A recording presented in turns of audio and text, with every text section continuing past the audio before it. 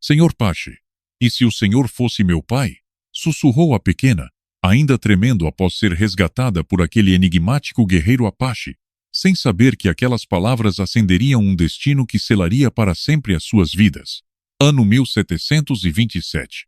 Sierra Alvar, uma região áspera e esquecida ao norte do Novo México, onde as colinas pareciam engolir a luz e o vento trazia consigo um murmúrio de histórias que ninguém ousava contar em voz alta. A tarde estava tingida de um vermelho profundo, como se o sol resistisse a afundar-se no horizonte, e o ar cheirava a poeira antiga e lenha úmida. No meio daquele silêncio expectante, um solitário guerreiro Apache avançava a cavalo por uma trilha quase invisível. Seu nome era Kohan, um homem cujo olhar era tão firme quanto o fio de sua faca de obsidiana. Suas mãos, endurecidas por anos de caça e guerra, seguravam as rédeas com a calma de quem aprendeu a desconfiar do mundo sem demonstrar. Não buscava companhia. Em sua vida, a solidão era mais do que uma escolha. Era uma couraça. Mas naquele dia, a couraça estava prestes a rachar. Ao pé de um leito seco de arroio, junto a um mesquite retorcido, havia um embrulho coberto por uma manta de lã gasta.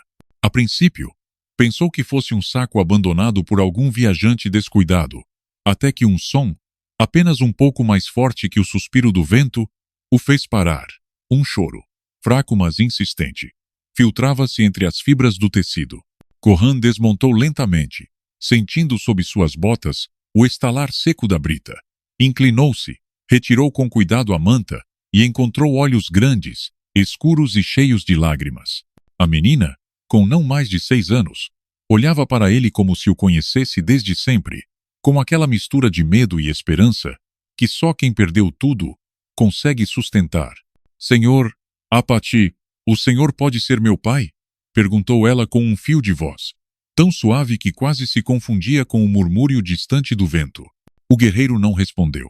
Sua mandíbula se contraiu e por um instante seu olhar se perdeu para além da menina, como se tivesse visto através dela uma lembrança dolorosa demais para ser nomeada. Mas no fundo de seus olhos, algo havia mudado. O céu rugiu com um trovão distante e o vento se levantou de repente, como se a própria terra tivesse ouvido a pergunta. O que Kohan não sabia era que aquele instante, no meio da Sierra Alvar, seria o ponto de partida de um destino que nem a menina nem ele poderiam jamais desfazer. O ar em Sierra Alvar parecia mais denso depois daquela pergunta. O sol, que minutos antes tingia de cobre as rochas, escondia-se atrás de nuvens baixas, projetando sombras longas que deformavam os contornos dos mesquites e cânions.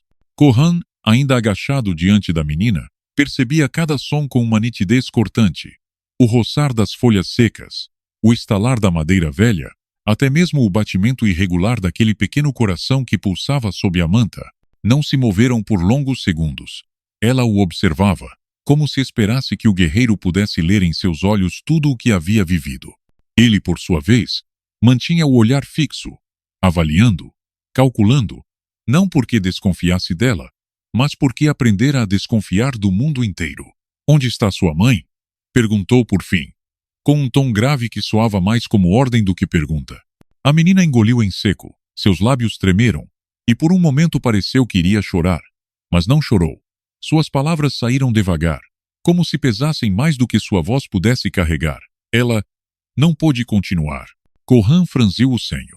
Aquela frase não explicava nada, mas em sua brevidade carregava o peso de algo irreparável. O Apache olhou ao redor. As pegadas no chão eram recentes, mas não o bastante para saber se vinham de um grupo ou de uma única pessoa. O rastro se perdia para o leste, em direção a um cânion que ele conhecia bem demais. Quem te deixou aqui? Insistiu, desta vez com uma dureza que buscava romper qualquer silêncio. A menina abaixou o olhar. Sua voz se tornou um sussurro que parecia temer ser ouvido por algo mais do que ele. Um homem disse que o senhor viria. Kohan sentiu um frio seco percorrer-lhe a nuca.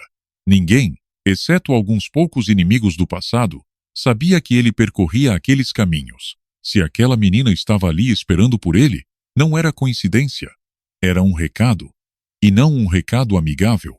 Ele a tomou nos braços, sentindo como era leve, como se a vida mal se agarrasse a ela. O cheiro de fumaça velha impregnava seus cabelos, sinal de que havia estado perto de um acampamento ou de uma queimada recente. Enquanto montava no cavalo, seu instinto gritava que não deviam permanecer mais tempo naquele claro. O silêncio que antes parecia natural agora estava afinado demais, intencional demais, como o de um caçador aguardando o momento exato para atacar. Vou te levar para um lugar seguro, murmurou. Mais para si mesmo do que para a menina. Mas enquanto se afastavam, um som cortou o ar. 3 batidas secas de madeira contra a pedra, repetidas com um ritmo exato. Corran não precisava ver para saber o que significavam. Era um sinal Apache, mas não do seu povo. Apertou as rédeas e esporeou o cavalo, sentindo que algo ou alguém o seguia, e que o tempo para descobrir a verdade estava prestes a acabar. A noite já havia caído quando Corran avistou, através da penumbra salpicada pela luz da lua, as silhuetas irregulares do acampamento fantasma de Pedra Queimada. Não era um lugar onde se chegava por acidente. Ele o conhecia havia anos, quando ainda restavam telhados sobre algumas choças e as fogueiras soltavam fumaça. Agora, restavam apenas paredes baixas de adobe erodidas, postes enegrecidos pelo fogo e o silêncio inquietante de um lugar que havia visto mortes demais. O cavalo avançou lentamente, seus cascos afundando na poeira fina que cobria tudo. Corran desmontou sem dizer uma palavra e ergueu a menina com cuidado. O ar ali tinha um cheiro particular, mistura de terra antiga, cinza e algo mais. Um leve aroma metálico que lhe lembrava sangue seco. Esse cheiro nunca desaparecia completamente em Pedra Queimada. Escolheu uma estrutura semi-arruinada para passar a noite. O teto estava aberto para o céu, mas 3 paredes ainda resistiam. Enquanto a menina se acomodava sobre uma manta áspera que ele estendeu no chão, Corran examinou o interior com o olhar. E então ele as viu. Na parede do fundo, a meia altura, havia marcas talhadas na argila endurecida. Não eram simples arranhões de desgaste. Eram símbolos, antigos, mas precisos. Seu coração bateu mais forte ao reconhecer alguns deles. Representavam alianças, pactos e traições. E no centro daquele mapa rudimentar de signos, um se destacava com mais força. O glifo, que carregava seu próprio nome Apache. Corran se aproximou, passando os dedos sobre as fendas. O traço havia sido feito por mão firme, não mais do que alguns meses antes. Aquilo significava que alguém o havia esperado ali. Que tudo o que acontecia desde que encontrara a menina não era coincidência, mas um roteiro escrito por mãos invisíveis. Você sabe o que é isso? Perguntou, virando-se para a pequena. Ela negou com a cabeça, mas evitou olhar diretamente para ele. Essa evasão foi suficiente para que soubesse que ela não dizia toda a verdade. Alguém me disse que este lugar era seguro, murmurou, encolhendo-se sob a manta, que se eu ficasse aqui, o senhor viria. Corran sentiu uma parte de si se contrair, não apenas pelas palavras, mas pelo tom com que foram ditas. Não havia medo, mas a certeza de quem repete algo ouvido muitas vezes. O vento começou a soprar mais forte, entrando pelas frestas da parede e produzindo um assobio que parecia arrastar vozes antigas. Ele sabia que não deveria ficar muito tempo, mas a menina estava exausta, e o caminho até outro refúgio seguro era longo demais na escuridão. Enquanto se sentava perto da entrada para vigiar, ouviu algo entre o uivar do vento. 3 batidas secas, madeira contra pedra. O mesmo padrão que ouvira antes. Desta vez, mais perto. Não era apenas que o seguiam. Quem quer que fosse, estava avisando que sabia exatamente onde ele estava. Corran apertou a mão no cabo de sua faca e, sem tirar os olhos da entrada, pensou que talvez naquela noite ninguém dormisse em Pedra Queimada. O frio da madrugada filtrava-se entre as ruínas de Pedra Queimada, transformando a poeira em um manto de geada tênue que refletia a luz da lua como diminutos fragmentos de vidro. Corran não havia fechado os olhos durante toda a noite. Permanecia sentado junto à entrada derruída, com as costas eretas e os sentidos aguçados, ouvindo cada estalo da madeira velha, cada sussurro do vento ao se infiltrar pelas fendas do adobe. O padrão das 3 batidas voltou a soar, desta vez não ao longe, mas em uma das paredes internas, como se viesse de dentro do próprio acampamento. A menina, enrolada na manta, abriu os olhos lentamente, e embora não dissesse nada, sua respiração acelerou, como se reconhecesse aquele som. Corran se levantou sem soltar a mão do cabo de seu punhal. Caminhou na direção da origem do eco, cada passo levantando pequenas nuvens de poeira que flutuavam no ar gelado. A terceira batida soou no exato momento em que ele chegou diante de uma das paredes semi-derruídas. Não havia porta, apenas uma abertura coberta por tábuas improvisadas. Com um único movimento ele as afastou, revelando o interior, e parou. Na penumbra, iluminada apenas pelo clarão frio da lua, havia uma figura imóvel, encostada contra a parede do fundo. Usava um poncho velho, de lã grossa, e um chapéu de aba larga que escondia a maior parte do rosto. O que mais chamou sua atenção não foi a postura, nem mesmo o fato de estar ali sem emitir som, mas as cicatrizes que se cruzavam no dorso de sua mão direita, 3 linhas paralelas, longas e profundas, que ele conhecia bem demais. Não pode ser, murmurou Corran, quase sem voz. O homem ergueu a cabeça, e um sorriso cansado surgiu sob a sombra do chapéu. Seus olhos, escuros como a água de um poço, não demonstravam surpresa, apenas uma calma inquietante. Eu disse que voltaríamos a nos encontrar, disse o desconhecido, com voz grave, e desta vez, não pretendo desaparecer. Corran deu um passo atrás. Não por medo, mas porque cada fibra de seu corpo gritava que aquilo não podia estar acontecendo. Aquela voz pertencia a um homem que ele havia visto morrer 6 invernos atrás, quando a emboscada no Passo das Sombras deixou o rio tingido de vermelho. Lembrava-se com clareza de como a água o levou, arrastando-o sob a correnteza. Eu vi seu corpo afundar, disse Corran, tentando controlar a tensão na mandíbula. Não havia como sair vivo. O homem, ou o que quer que fosse agora, inclinou a cabeça em direção à menina, que o observava de seu canto com uma mistura de medo e familiaridade. Não vim por você, Corran respondeu lentamente para Sucel. Vim por ela. Um silêncio espesso tomou conta do ar. E foi então que Corran percebeu que o vento havia cessado completamente. Nenhuma folha se movia. O silêncio não era natural. Era o tipo de calma que precede uma tempestade ou um ataque. Corran apertou o punhal e se colocou entre a menina e aquele homem, consciente de que as respostas que buscava poderiam custar mais que a própria vida. Ele não lembrava a última vez que sua respiração havia sido tão pesada. Sentia o calor do ar que exalava chocar contra o frio cortante da madrugada, formando nuvens de vapor que pareciam pequenos fantasmas saindo de sua boca. Seus dedos se fechavam em torno do punhal, não tanto para atacar, mas para lembrar a si mesmo que ainda estava vivo, que o que via não era uma alucinação provocada pelo cansaço. A menina, ainda enrolada na manta, ergueu-se lentamente.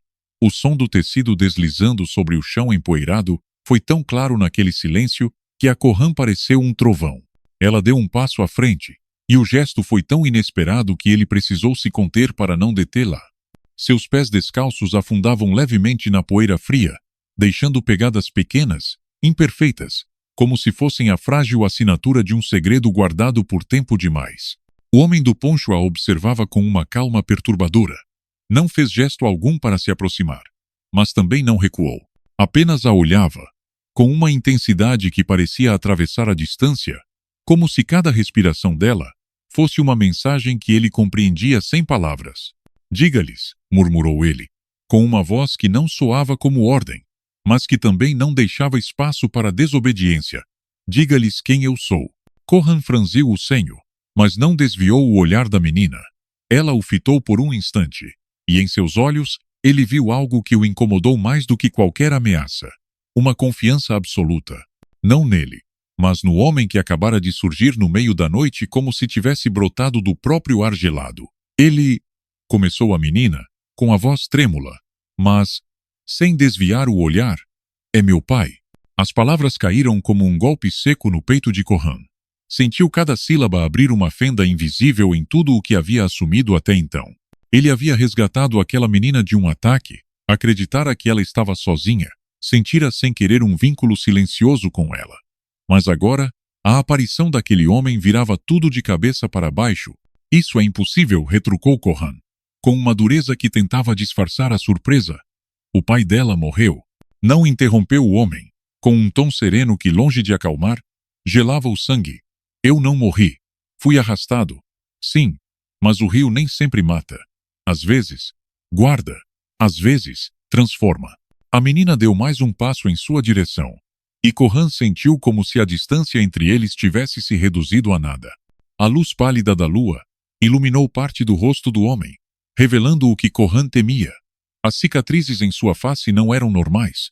Pareciam marcas de corda e pedra, sinais de alguém que havia sido retido e arrastado sob a água por tempo demais. O que você quer dela? Perguntou Corran, cada palavra carregada de um fio invisível. Não quero nada, respondeu o homem. Venho para reclamar o que é meu, e para saldar uma dívida que você não entende. O silêncio voltou a cair, mas já não era apenas ausência de som.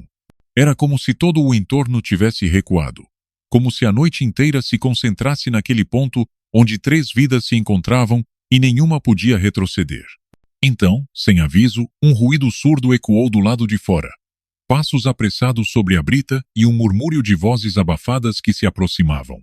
Corran girou a cabeça apenas por um instante, o suficiente para perceber que não estavam sozinhos. O homem do poncho sorriu, não com escárnio, mas com uma certeza perigosa.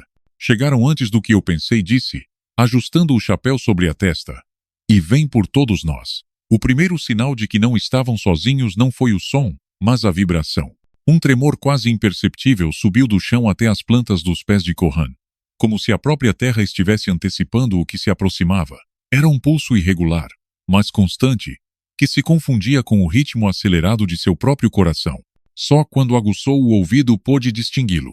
O repicar de cascos, o tilintar metálico de armas batendo contra arreios, o eco de botas sobre a brita solta.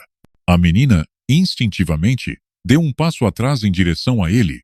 Não disse nada, mas o tremor em seus dedos denunciou que ela havia reconhecido aquele som muito antes de Corran.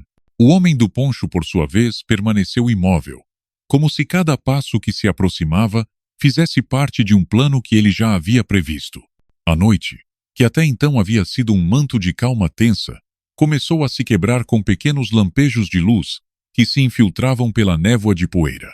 Eram tochas, e seu fogo não era acolhedor, mas agressivo, iluminando rostos que ainda estavam longe, mas cujas sombras desenhavam expressões endurecidas pela intenção de caçar. Corran apertou a mandíbula. Sua experiência lhe dizia que aquele não era um grupo de viajantes nem de pastores perdidos. Vinham com o passo dos que perseguem, não dos que procuram. Seus movimentos eram coordenados, e cada um parecia ocupar um lugar designado em uma formação que não deixava brechas. Quem são eles? Perguntou, sem desviar os olhos do brilho que se aproximava. O homem do poncho sorriu, mas não foi um sorriso de alívio, nem de escárnio. Foi um gesto carregado de uma calma, que só tem quem já conviveu com a morte. Depende de quem você pergunta, respondeu, sem baixar a voz, Ienta. Para alguns, são justiceiros. Para outros, são algo pior. Carrascos com permissão. A menina o olhou, e em seu rosto surgiu uma expressão difícil de decifrar, mistura de medo e reconhecimento. Corran percebeu esse detalhe, mas não teve tempo de interrogar. Lá. O vento mudou de direção, trazendo consigo um cheiro inconfundível. Couro velho, suor rançoso e pólvora. O tipo de cheiro que permanece impregnado nas roupas muito depois de um massacre. O primeiro cavaleiro cruzou a linha de sombras, revelando um rosto marcado por cicatrizes e olhos pequenos que pareciam sempre semicerrados, avaliando tudo ao redor com uma desconfiança crônica. Usava uma jaqueta de couro curtido, manchada em lugares onde o couro havia absorvido mais que água. Atrás dele, outros 5 homens montados avançavam em formação aberta, com as mãos próximas aos coldres de suas armas. Corran sentiu o ar se tornar mais denso. Não era o medo que o imobilizava, mas a certeza de que qualquer movimento em falso poderia provocar um derramamento de sangue. Sabia que, em situações assim, a primeira palavra, o primeiro gesto, podia decidir se a noite terminaria em negociação ou em sepultamento. Eles vêm por mim, disse o homem do poncho, rompendo o silêncio com uma naturalidade inquietante. E se você decidir ficar aqui, também virão por você e por ela. Corran o fitou intensamente, tentando ler em seus olhos se aquilo era uma ameaça ou um aviso. Mas tudo o que encontrou foi um brilho seco, como o de uma pedra que resistiu a tempestades demais. O grupo desmontou a uns 10 passos deles. O líder, um homem largo de ombros, com uma barba espessa e descuidada, deu um passo à frente. Suas botas afundaram na brita com um estalo que soou mais alto do que deveria. Não carregava tocha, mas o fogo que o iluminava por trás desenhava sua silhueta como uma sombra recortada contra a fumaça. Procuramos por você há muito tempo, Jerome disse, pronunciando o nome com um peso que parecia arrastar anos de rancor, e vejo que trouxe companhia. A menina se retesou.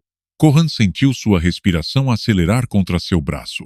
Jerome, se esse realmente fosse o nome do homem do poncho, não demonstrou surpresa por ter sido identificado. Na verdade, parecia satisfeito.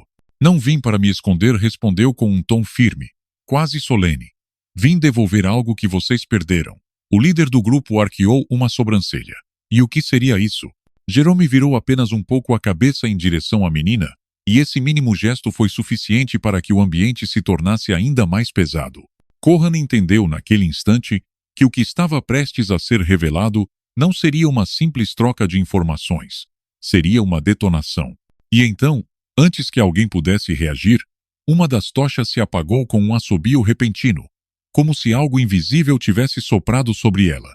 A escuridão se fechou um pouco mais ao redor de todos, e um murmúrio baixo começou a percorrer o grupo montado. Algo na noite havia mudado, e não tinha nada a ver com eles. O silêncio que se seguiu à súbita extinção da tocha não foi um silêncio normal. Não era a pausa que antecede uma negociação, nem a calma artificial de dois grupos se avaliando antes de atacar. Era um silêncio vivo, como se a própria noite tivesse decidido prender a respiração para ouvir o que iria acontecer. Corran sentiu a mudança primeiro na pele.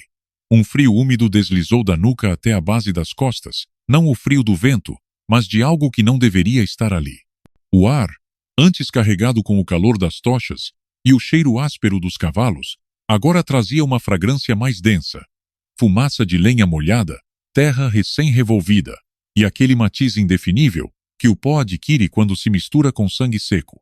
Um dos homens montados virou a cabeça, tentando encontrar a causa daquele apagão, e no reflexo trêmulo das tochas restantes, Corran conseguiu ver um brilho que não pertencia a nenhuma arma. Não era metal, era um brilho úmido, como o de olhos que observavam desde a escuridão. Jerome, se esse fosse realmente seu nome, não se moveu. Era como se estivesse esperando que algo assim acontecesse, como se tivesse calculado que a noite, em algum momento, reclamaria o protagonismo. A menina, por sua vez, se apertou ainda mais contra Corran, e o guerreiro sentiu seu pequeno corpo tremer. Não apenas de medo, mas de uma espécie de reconhecimento instintivo, como se soubesse que o que estava prestes a aparecer já havia cruzado seu caminho antes. O líder dos homens, o da barba espessa, não se deixou intimidar facilmente. Deu um passo à frente, esmagando a brita sob seu peso, e falou com um tom de voz que tentava se impor sobre a crescente inquietação. Seja o que for que você está tentando, Jerome, não vai funcionar. Cavalgamos noites demais para nos assustarmos com sombras, mas no momento em que pronunciou a última palavra, uma rajada súbita atravessou a clareira. Não era vento comum, carregava partículas de poeira fina que arranhavam a pele como pequenas lâminas, e com ela veio um sussurro grave, gutural, que ninguém conseguiu identificar como humano. Não eram palavras, pelo menos não em nenhum idioma que eles conhecessem, mas tinham um ritmo, uma cadência, como o murmúrio de uma prece repetida por séculos. Um dos cavalos se empinou, girando bruscamente e quase derrubando seu cavaleiro. Outro recuou, relinchando desesperado, enquanto as sombras na borda da clareira pareciam se alongar, estendendo-se em direção a eles como dedos à procura de presa. Corran, que havia aprendido a ler a linguagem do medo em homens e animais, sabia que aquilo não era simples sugestão. Havia algo ali fora, e estava se aproximando. A menina, com a voz quase inaudível, murmurou algo que ele mal conseguiu ouvir. Eles estão vindo, de novo. Essas palavras, em sua simplicidade, eram mais inquietantes que qualquer ameaça direta. De novo. Não era a primeira vez que acontecia. E se ela dizia assim sem hesitar, significava que já havia sobrevivido a algo semelhante antes. Jerome por fim falou. Não vim para me entregar a vocês, disse, com uma calma tão fria que contrastava com o tremor das tochas. Vim para entregá-la a quem a reclama. O líder franziu o senho, confuso, mas antes que pudesse responder, uma segunda tocha se apagou. Desta vez, não foi um sopro invisível. Foi uma mão que emergiu da escuridão, ossuda, com a pele esticada como pergaminho sobre tendões afiados, e que se fechou suavemente sobre a base da tocha antes de afundá-la na terra úmida. O homem que a segurava gritou e soltou o bastão em chamas, que se apagou com um breve crepitar. Seus companheiros, ao verem aquilo, recuaram instintivamente. E naquele vazio de luz, as figuras começaram a se delinear. Primeiro uma, depois outra, depois uma terceira. Não andavam como homens. Não se moviam como caçadores. Avançavam com o mesmo passo pesado e arrastado de quem passou séculos esperando. O líder voltou o olhar para Jerome, e em seus olhos já não havia apenas ira.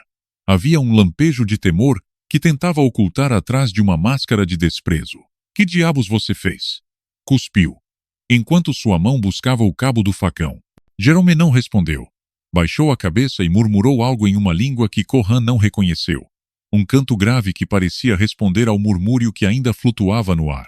A menina, ainda agarrada ao braço do Apache, fechou os olhos, como se soubesse que aquele canto marcava o início de algo que não poderia mais ser interrompido. E então, a última tocha tremeluziu violentamente, como se uma rajada interna tentasse apagá-la.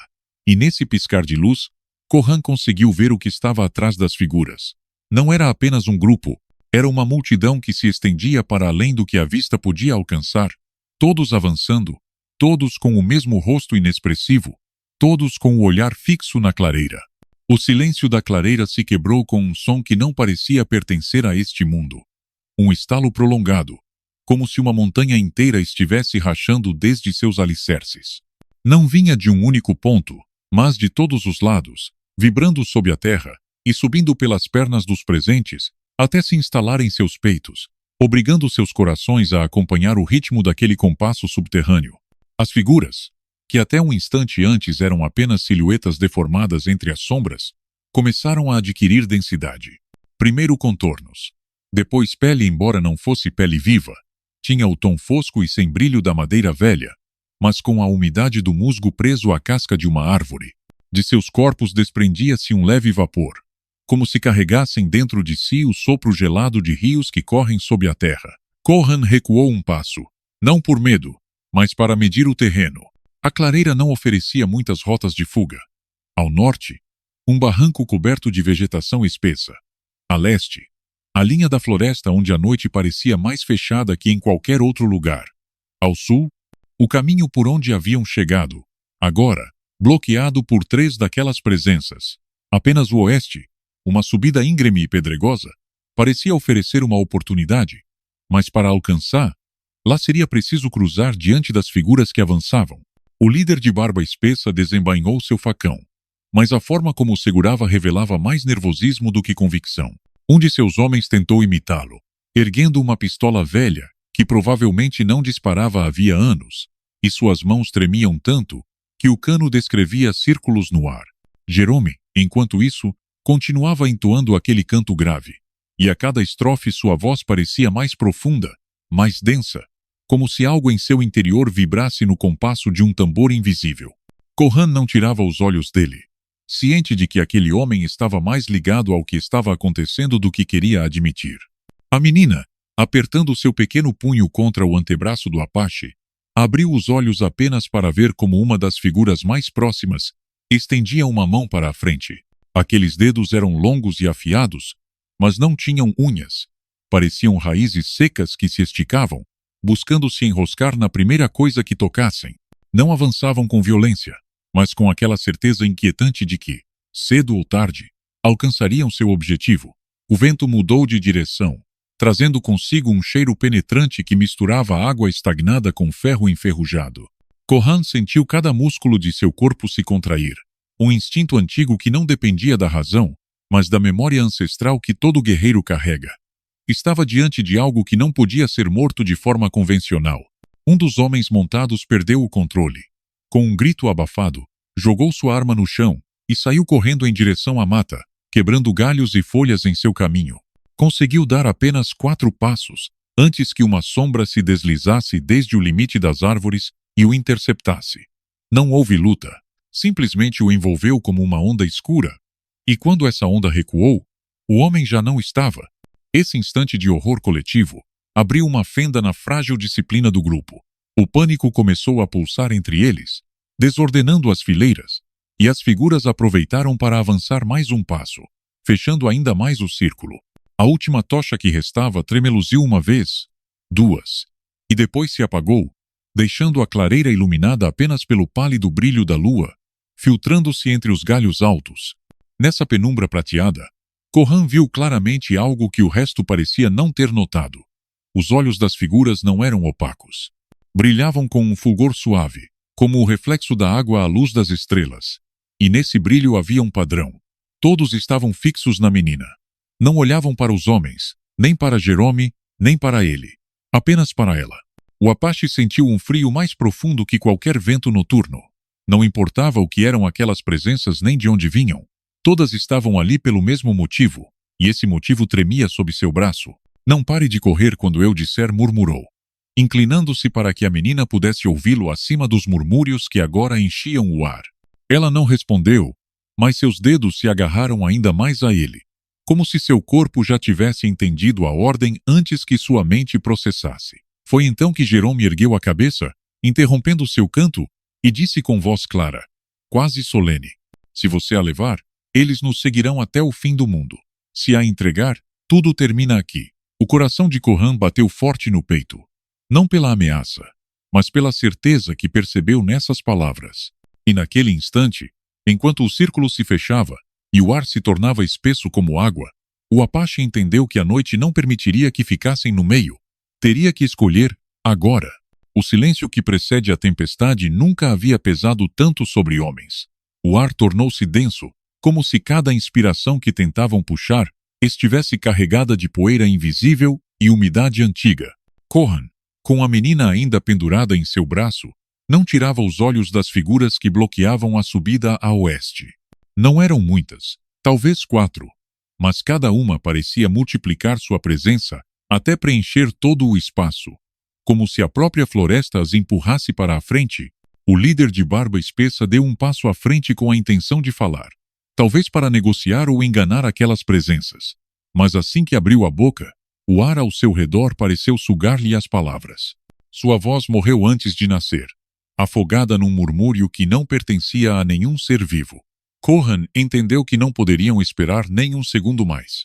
Se o fizessem, o círculo se fecharia por completo e não haveria saída, apenas uma lenta absorção para aquele lugar sem retorno do qual já haviam visto sinais. Inclinou-se para a menina, falando tão baixo que suas palavras se confundiram com o vento, e então, com um gesto rápido, fez com que ela entendesse que precisava segurar-se com as 2 mãos em seu pescoço. Ela obedeceu, enlaçando seus pequenos braços com uma força que não parecia possível em um corpo tão frágil. Então, o Apache se lançou. O primeiro passo foi uma explosão de energia que rompeu a imobilidade do grupo. Avançou direto contra a figura mais próxima, não com a intenção de golpeá-la, mas de atravessar o espaço que ela ocupava antes que tivesse tempo de reagir. Seu ombro chocou-se contra algo sólido e frio, como empurrar um tronco encharcado. A sensação foi tão gélida que percorreu todo o braço até cravar-se no peito. Mas não parou. Atrás dele, o caos se instalou. O líder de barba espessa gritava ordens incoerentes. Os outros homens disparavam armas que soltavam faíscas inúteis, ou agitavam facões que cortavam apenas o ar. As figuras, por sua vez, não reagiam como inimigos de carne. Cada vez que uma lâmina ou bala as atravessava, dissolviam-se numa nuvem de vapor escuro, para reaparecer poucos passos adiante, intactas.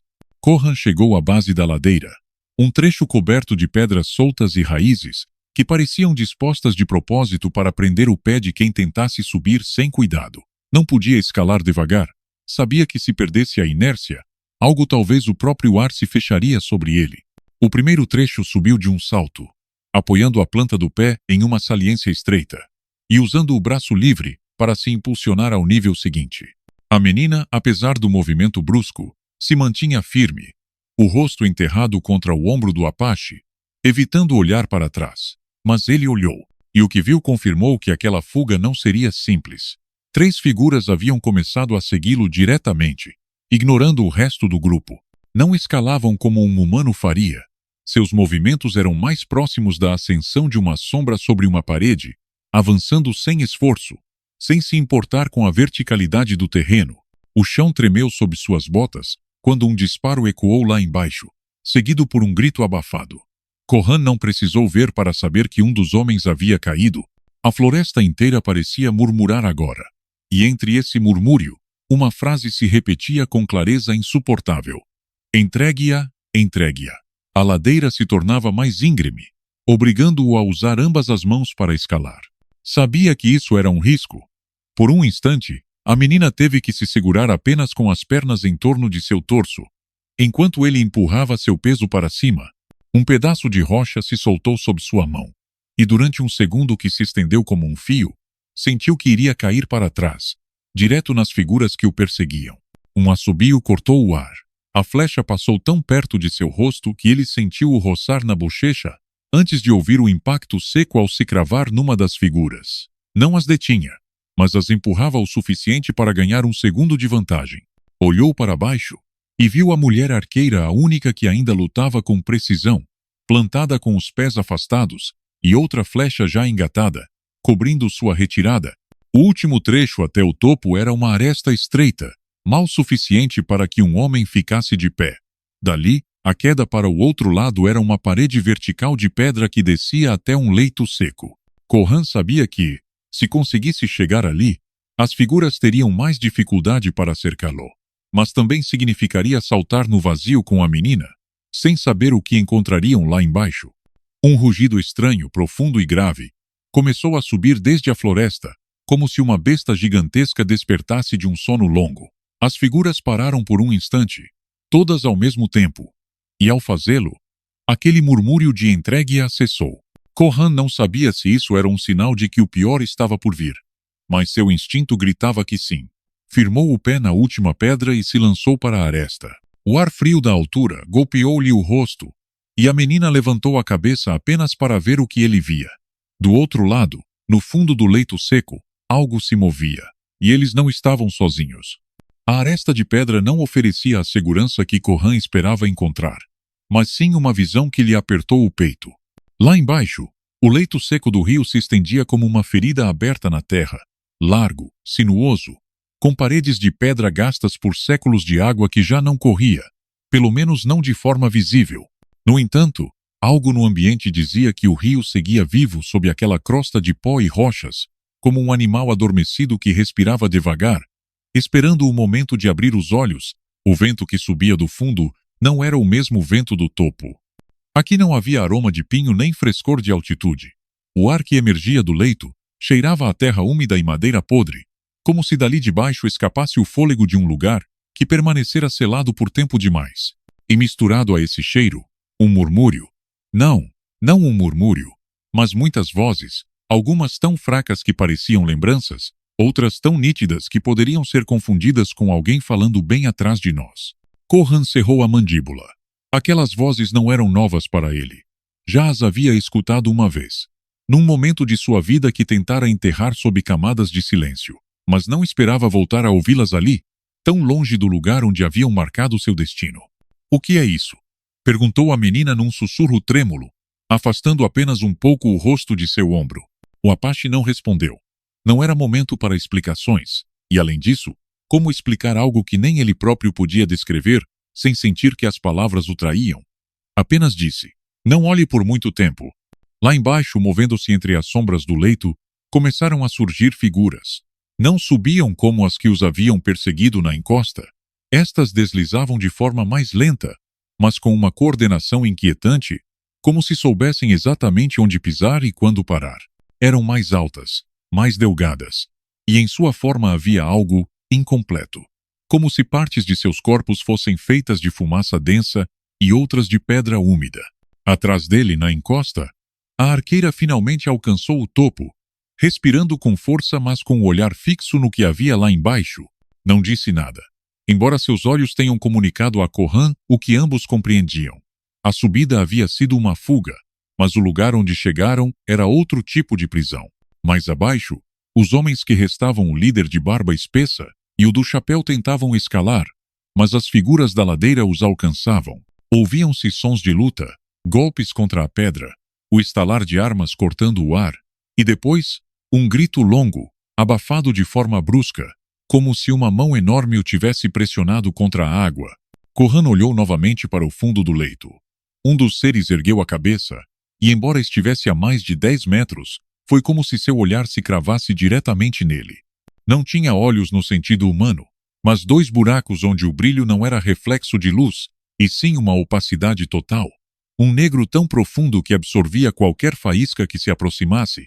E então, daquele vazio, saiu uma voz que não pertencia a um só ser, mas a todos que estavam no leito. Devolva-a, ou caminhe conosco. O som fez vibrar a rocha sob seus pés. A menina apertou ainda mais os braços ao redor de seu pescoço, escondendo o rosto. Mas Corran sentiu que ela também havia escutado, pois sua respiração ficou entrecortada. Não pretendo entregar, lá disse ele em voz baixa, como uma promessa, como um juramento que já não era apenas para ela, mas também para si mesmo. A arqueira deu um passo até a beira, avaliando a distância até o fundo. Não havia como descer sem saltar. E um salto assim, com uma criança nos braços, seria loucura. Mas ficar no topo significava esperar até que as figuras de ambos os lados se encontrassem e fechassem qualquer saída. O vento mudou.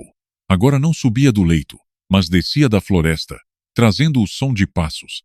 Passos rápidos, firmes, demasiados para contar de imediato. Não eram espíritos, mas homens. Homens reais, de carne e osso e armados. Corran, disse a arqueira num tom onde não havia súplica nem esperança, apenas o reconhecimento de que o tempo havia se esgotado.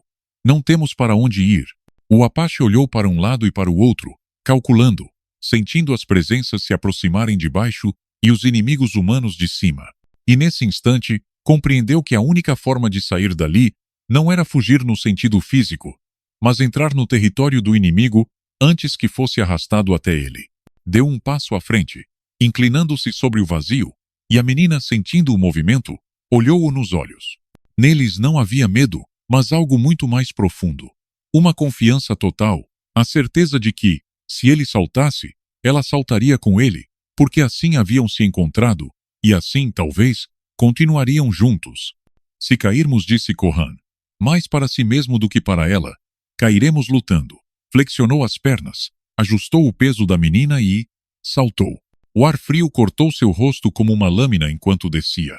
E naquele instante de queda, o mundo inteiro pareceu prender a respiração. Lá embaixo as figuras estenderam os braços, não como quem agarra, mas como quem recebe algo que esperou por tempo demais. O impacto contra o fundo do leito não foi o choque mortal que a arqueira havia temido lá de cima. Em vez de pedra dura, Corran sentiu os pés afundarem numa mistura de areia úmida e lodo espesso, como se a terra tivesse cedido no exato instante, antes de o impacto destruí-lo. A água, fria como um fio recém-afiado, fechou-se sobre ele até a cintura, e o corpo da menina, agarrado ao seu pescoço, tremia com um estremecimento que não vinha apenas do frio, mas da certeza de que haviam cruzado um limiar do qual não haveria retorno fácil. O silêncio que se seguiu durou apenas um suspiro. Depois, o leito inteiro se encheu de um murmúrio crescente, como se milhares de vozes antigas despertassem ao mesmo tempo. Não era um clamor de boas-vindas, nem uma ameaça aberta. Era algo mais complexo, mais profundo, uma conversa entre eles, os que haviam esperado séculos sob aquela corrente oculta. A menina ergueu a cabeça lentamente, os olhos muito abertos. Corran, sussurrou, e sua voz era um fio de ar Kunkel. Eles estão me chamando. Ele a olhou fixamente, tentando ler em seu rosto a origem daquelas palavras. Não os ouça, disse com firmeza. Embora ele mesmo sentisse como aquelas vozes tentavam entrar pelas fendas de sua memória. As figuras começaram a sair das paredes úmidas do leito, não caminhando, mas fluindo, como se a água as formasse e depois as deixasse para que se movessem sozinhas. Uma delas, mais alta que as demais, adiantou-se. Seu rosto não tinha traços definidos, mas na maneira como inclinou a cabeça, havia uma espécie de reconhecimento, um gesto que fez Corran apertar ainda mais a menina contra o peito. A voz que saiu dessa figura não soou no ar, mas dentro do crânio de ambos, um pulsar que se traduzia em palavras. Ela é a chave. Você é o guardião. Mas o pacto não foi quebrado. Corran deu um passo para trás, sentindo o lodo sugar-lhe as botas. Não a terão. Não enquanto eu respirar. O murmúrio coletivo se intensificou, e a água subiu, primeiro até os joelhos, depois até a cintura. Não estava chovendo, Não havia rio na superfície. Era como se as entranhas da terra se abrissem para inundar seu próprio segredo. A menina, porém, parou de tremer. Suas mãos deixaram de se agarrar com desespero e pousaram suavemente no pescoço de Corran, como se quisesse tranquilizá-lo. Eles não querem me machucar, disse. E em suas palavras havia uma calma inquietante, pois querem que eu me lembre. A figura alta ergueu um braço. E no ar, logo acima da água, começou a formar-se uma imagem. Um homem apache, jovem, com o mesmo porte de Corran, mas com cicatrizes diferentes, carregando nos braços um bebê. O fundo era o mesmo leito, mas cheio de água viva, brilhante sob a luz da lua. Corran sentiu um golpe no peito. Reconhecia aquele homem. Era seu pai, morto quando ele tinha apenas 5 anos. E o bebê? O bebê tinha na testa uma pinta idêntica à da menina que agora segurava. A figura falou novamente. O sangue retorna ao seu leito. O ciclo se fecha. Corran entendeu então que não se tratava apenas de proteger, lá por um impulso de honra ou compaixão. Aquela menina estava ligada a ele por um vínculo que o tempo tentara apagar, mas que a morte e a água haviam preservado. Ela era família. A água já chegava ao peito, e as figuras se aproximavam mais. Algumas tocavam seus braços ou a borda de sua roupa, mas não com violência. Era como um reconhecimento, uma passagem de testemunho. A menina o olhou com uma mistura de inocência e gravidade que nenhuma criança deveria ter. Você pode ser meu papai? Repetiu. Mas agora não era uma pergunta de curiosidade, e sim um pedido que carregava séculos de espera. Corran fechou os olhos por um instante, sentindo o peso da decisão. Quando os abriu, respondeu com voz firme, grave e límpida. Já sou. Nesse momento, o murmúrio transformou-se num único suspiro coletivo, como o alívio de algo que estivera contido por tempo demais. A água começou a recuar lentamente, as figuras se desfazendo em redemoinhos que se dissipavam na areia úmida. A figura alta foi a última a desaparecer, inclinando a cabeça em sinal de despedida, e com ela, o eco das vozes se apagou até restar apenas o silêncio. A arqueira, desde a beira do leito, lançou-lhes uma corda improvisada. Corran, com a menina nos braços, escalou sem soltar, lá por um único segundo. Quando chegaram ao topo, o vento da floresta bateu-lhes no rosto, seco e quente, como uma saudação ao mundo dos vivos. Naquela noite, junto a um pequeno fogo, a menina adormeceu apoiada em seu ombro. Corran a observou, sentindo que algo dentro dele havia mudado para sempre. Não era apenas seu protetor, era seu lar. E sabia, com a mesma certeza com que um homem respira ao despertar, que nenhum rio, nenhum espírito e nenhum inimigo jamais a tiraria dele. O céu, agora limpo, deixou ver uma lua alta e redonda. O reflexo nos olhos do Apache não era de cansaço, mas de promessa. Uma promessa que viveria enquanto ele vivesse, e além, se fosse necessário. Se esta história deixou uma marca na sua alma, deixe-nos um gostei. Escreva nos comentários a palavra amor, para que saibamos que você chegou até o fim. Compartilhe esta jornada com alguém que acredita em segundas oportunidades e inscreva-se no canal para mais histórias que curam, inspiram e transformam.